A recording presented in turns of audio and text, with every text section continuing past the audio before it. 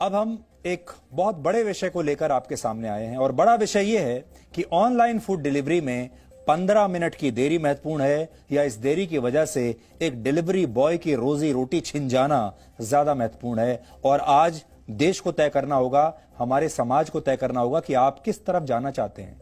इसको देखिए, ये तस्वीर आजकल पूरे देश में वायरल है। ये सवाल इसलिए पूछ रहे हैं क्योंकि बेंगलुरु में कामराज नाम के इस डिलीवरी बॉय की नौकरी सिर्फ इसलिए चली गई क्योंकि वो 15 मिनट देरी से एक महिला कस्टमर के घर खाना लेकर पहुंचा। 15 मिनट की देरी हो गई इस डिलीवरी बॉय को और यह खबर सोशल मीडिया पर भी एक बड़ा मुद्दा बन गई।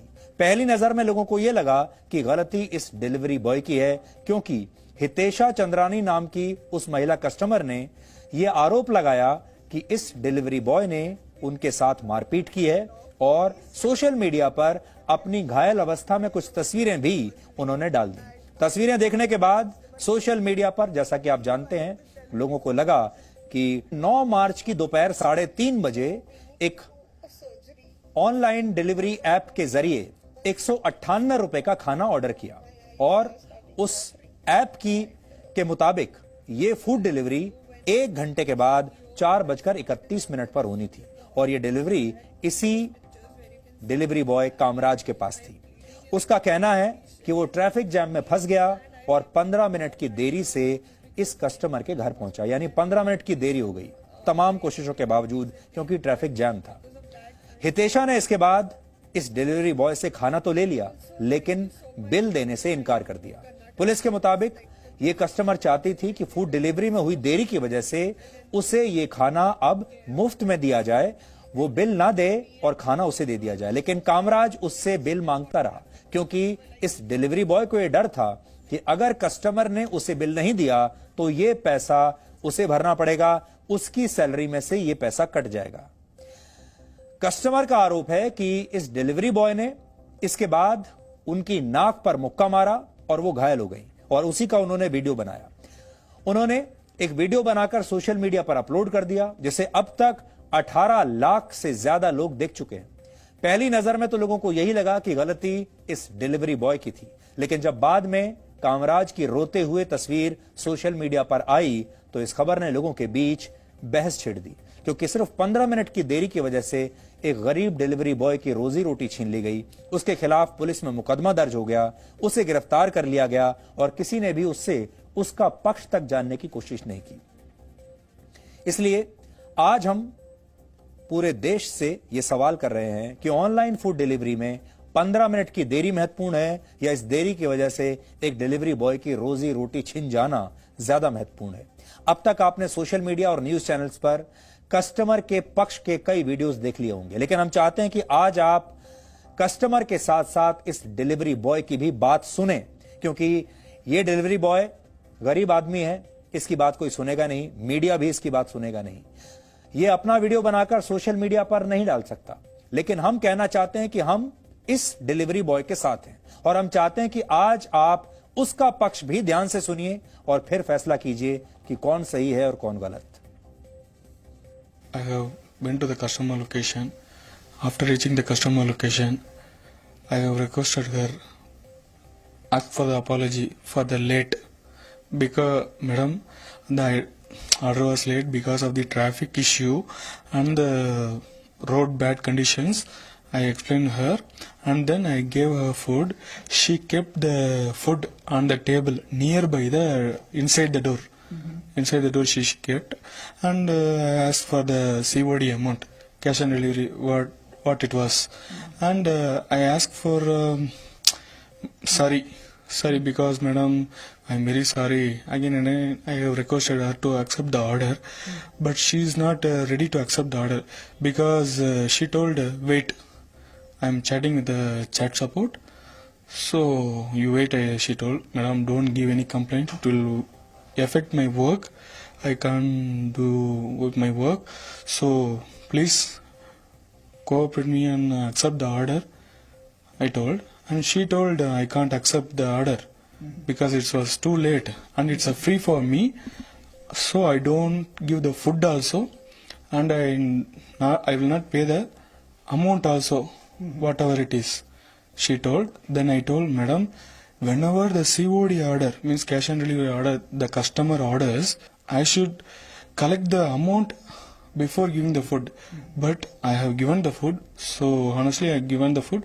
So please give me a amount for it. I told. She's not ready to give the amount. So what I did, I have taken the food from the table. Table was nearby the door only. So I didn't go inside or I do anything. I have taken the food and walked towards the lift. Towards the lift I walked and I told her about the chat with the support and तो आज हमने तय किया कि हम कामराज का साथ देंगे इस लड़ाई में।